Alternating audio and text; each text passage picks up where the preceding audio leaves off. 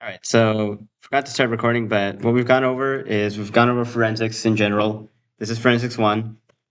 We're going over file analysis. So strings will basically give us information about a file. So if you have, uh, so we have this garden.jpg. If you run strings, we can get a flag. Uh, and then hex dump can also do the same thing. So hex dump looks something like this. If you do the same thing on the garden JPEG, it gives a hex. So this is useful when you're trying to find the hex code values. In this case, you just need the strings, so it's not that important. Um, and then sometimes you also have a file like a flag.txt, but this is clearly not a text file. If you look at the top, it says PNG. So if we change the extension .png, we should get our flag. So that's what we've covered so far. Now we can move on. Cool. File carving. Now this is like actually extracting an embedded file within another file. So the biggest tool that's used here is binwalk. Scalpel, I've never actually been like seen it being used in a CTF challenge. Um, and then there's like zstag, steg hide. There's a bunch of steg versions of this. So let's try this. So we have this file here. It's hide meat. So it's the SOC analyst saw one image being sent back and forth between two people. They decided to investigate and found out there was more than meets the eye here. So let's just download this. Let's take a look. And it looks like a generic image, right? It looks like an actual image. Nothing seems wrong about it. Uh, but let's try running something. So I already have flag.png over here. Uh, but so let's try using binwalk to see if there's any hidden data. So if you run binwalk flag.png, you can see that it's able to find some hidden data. The main thing that we're concerned about is what is this? There's a secret slash flag.png, and that seems very sus. So let's extract this. The way you do that is you do binwalk -e and then the file. When you do this and you go back to where it's located, reload, it should have created a folder where it's extracted. Let's go into the secret folder, flag.png, and there's your flag. So that's finding hidden data. So this image was hidden inside the other image. It was embedded in there, and Binwalk was able to extract it out. In this case, Pico CTF hiding an image within an image. But yeah, anyone have any questions about file carving, basic file carving? Yeah. Mm-hmm.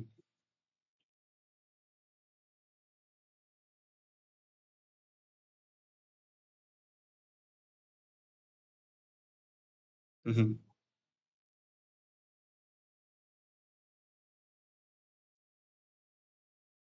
Binwalk doesn't have password support, so it's like static in a way. Zsteg does. I think no, Zsteg is steg hide does have a password. So it just depends really. Like so, if I take a look at a Perry solve, yeah. Mm-hmm. It's like sometimes you do have a password. So like if you go here, a Perry solve basically is a tool that will run all of these tools all at once. If you do have a password, you can put it in. It won't be able to guess. But so if I submit this, it's going to do this analysis. And then you can see that like Binwalk found something here to the secret, and then you can download it from here. So this is like the online version of what I just did on Linux, except it runs everything. Um, but yeah, so steg hide sometimes does require a password. Um, so for that, you will need to use that. As far as I know, there's no way to guess a password for this because of the way it's encoded. It's more like bytes are being shifted. So um, yeah, I mean, in terms of steganography, that steganography is like a whole separate like field that it could have like its own tutorial on. but we will touch more in the upcoming section. Does that answer some of your question? Cool. Any other questions before we move on? All right. So next up, we have file repair. So this is something we didn't cover last semester. Um, but file repair is when you have a corrupted or malformed file and you need to repair it. So we actually have a challenge for this on our website. And for this, you will need to use a hex editor. The most common one that I recommend everyone to use, and you'll see basically every write-up telling you to use this as well, is this one called hext.it. Or hex edit. Uh, but yeah, so this is a hex editor. Yeah. What was it? Okay. So yeah, let's take a look at this challenge. So this is on our own website. So the challenge says, we've intercepted a dank meme. Unfortunately, it seems to be corrupted. Can you fix it? So let's take a look at this file. Let's download this. Let's try opening it. And oh no, we can't open it. This file is broken. We have to fix it now.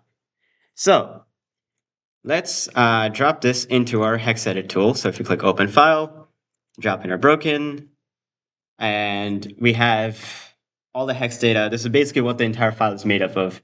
So on the right, you can see the plain text version, and on the left, you can see the hex version. So every file has this. Um, but there's no easy way to find out what's wrong with this file just by looking at this, because this is like a ton of data to look at. But generally, the main thing you want to look at for a lot of files is the very beginning or the very end.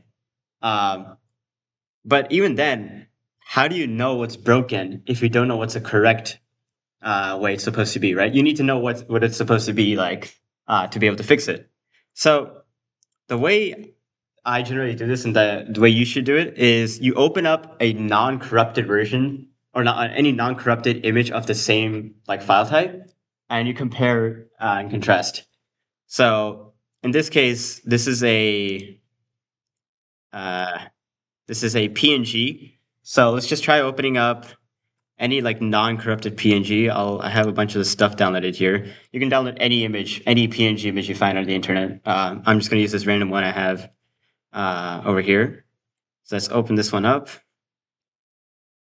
and let's compare. So over here, we have this EPNG thing, right? But if we take a look over here, it's missing that. So what do you think we should do? It's correct. You have to copy the header.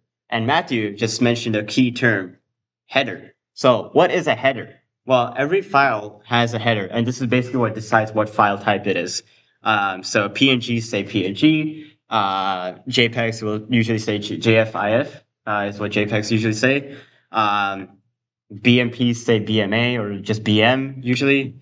And there's some that you can't even tell because they have a pattern. What?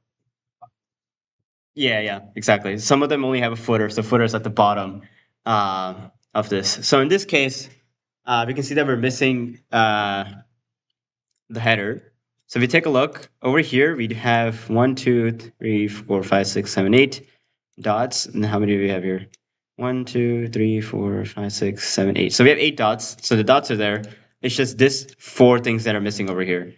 So let's add this. So what you can do with hex edit is you can go to where you want to insert this, right click this, click insert bytes, and I need to add 4 bytes here. We'll just have a pattern of 0. So now we have 4 extra dots. And now, once we've added them, we can change the contents. So over here it says 89 and then 50. So we'll do 89, 50, and then it says 4E and then 47. So 4E, 47. And yep, you can see that it now shows the EPNG that's present here. Now if you save this file, we can solve this as fix.png. Let me take a look here. There we go. We fixed the image, and now it renders, and we have our flag. I made this meme. It's a very dank meme. Yeah. If you want to go over that into like more detail, we do have a solution guide that kind of guides you through what I just said. But that's like the basics of file repair. It does get a lot more complex down the line. I've seen some XOR stuff, so where like the entire file is XORed by the byte 0b, and every single byte in the file look corrupt, and you're like, what am I supposed to do here? And you kind of have to like brute force the header until you figured out like, hey, what can I brute force the header with to get the EPNG part? Uh, what can I XOR it with? And then once you find the XOR key, you XOR the entire file with that. You have to write a script for that, which requires learning Python. So it does get a little more complicated, but for most easy challenges and even medium, I think actually Pico qualifies what I just did as a medium level challenge, which it wasn't that hard, was it? It was pretty easy in my opinion. Um, you should be fine for the most part. Again, if you want to learn more, there's the starting Pico CTF's gym challenges. Look at write-ups for those challenges online. You'll figure out how to learn them. And then the last one is steganography. So steganography is a term. Who here has heard of steganography before? Okay, yeah. So about half of us. So steganography is basically image cryptography in a sense. Okay, so it's like hiding data within an image or an audio file or something. So without changing its appearance, of course. So it's like sending an image to your friend. So it looks like a normal image, but it has hidden data inside it. And you can remember we actually did a basic steganography challenge with the strings command back when we had the file analysis where we used strings and we found the hidden data that was hidden inside that image. Um, so steganography is basically just hidden data. It could also be an image hidden inside an image, like we just did before. But so there's a bunch of tools for steganography. So ZStag, StegHide, ExifTool, Binwalk. There's so many, and Aperisolve can run them all for you at the same time. So it's a really really good website. So if you take a look at this one over here, right? So we have cat.jpg. Save the cat. Let's take a look at the hints. So we have look at the details of the files. What do you think that means? Look at the details of the files. Metadata. Good. So every file has a thing known as metadata, which is basically properties about the file. So this includes like file name, when it was created, what size it is, what's like the dimensions, comments, artist, author, whatever stuff it has about it, like location data, GPS data, all that sorts of stuff. And then that just tells us how to submit the flag. It doesn't really help us too much, but let's take a look at a Aperisolve. And we can try uploading cat.jpg. Let's click submit. It'll load for a bit.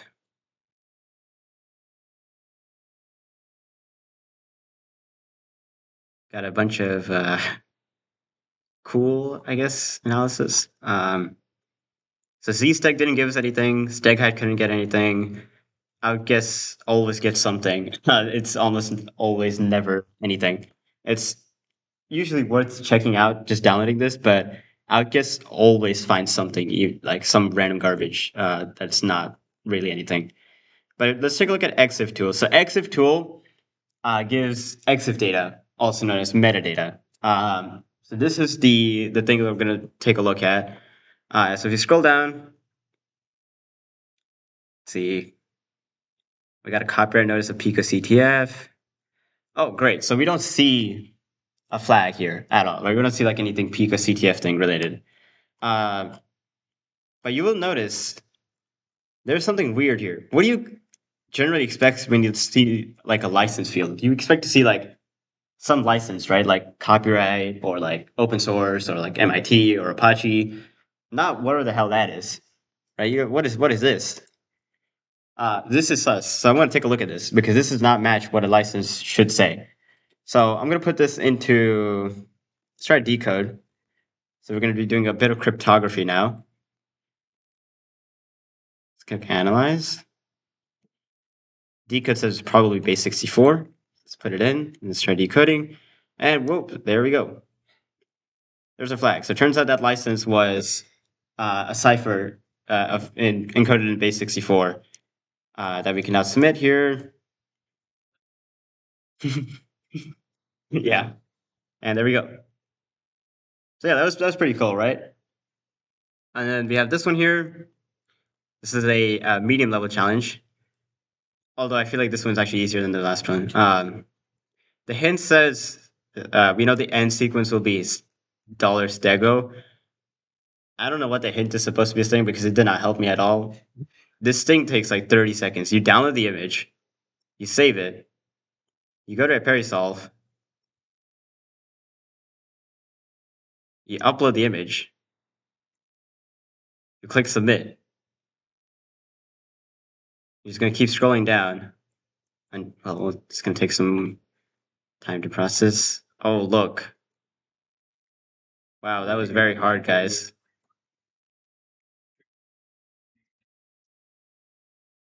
Yeah, I guess so, because this is a bunch of data that people could probably miss. So maybe if you run the command and then grep for stego, this will probably give you the flag. But yeah, there we go. So that was ZStack. So this time ZStack found it. Sometimes Binmock will find it. Just depends. You kind of have to trial and error this kind of stuff. Obviously, that was basic steganography. It goes into a lot more detail, and there's so many ways. And you get to like LSB and MSB and a bunch of other stuff. Um, and also like depending on the CTF, they'll be using different tools. Basically, every CTF, a Perisolve will work for like all the easy and medium level challenges. NCL, National Cyber League, does sometimes have challenges that require a downloadable tool called Digital Invisible Ink Toolkit, DIIT. Um, and that's basically another steg tool, which is like it's UI based, so it's pretty easy to use that. We'll cover that more when we get towards NCL. Again, NCL is in April, so that's a long way off. But yeah, anyone have any questions about everything that we went over? Anyone have any questions about Pico, CTF signups, or anything? Does everyone have a team that wanted to be in a team? Can you access your channel on Discord? That's a better way to say it. Can anyone not access? I think we might have gotten a few more response. Yeah, we have two extra responses, or one. See, does online people have any questions? No? Okay, so that is it.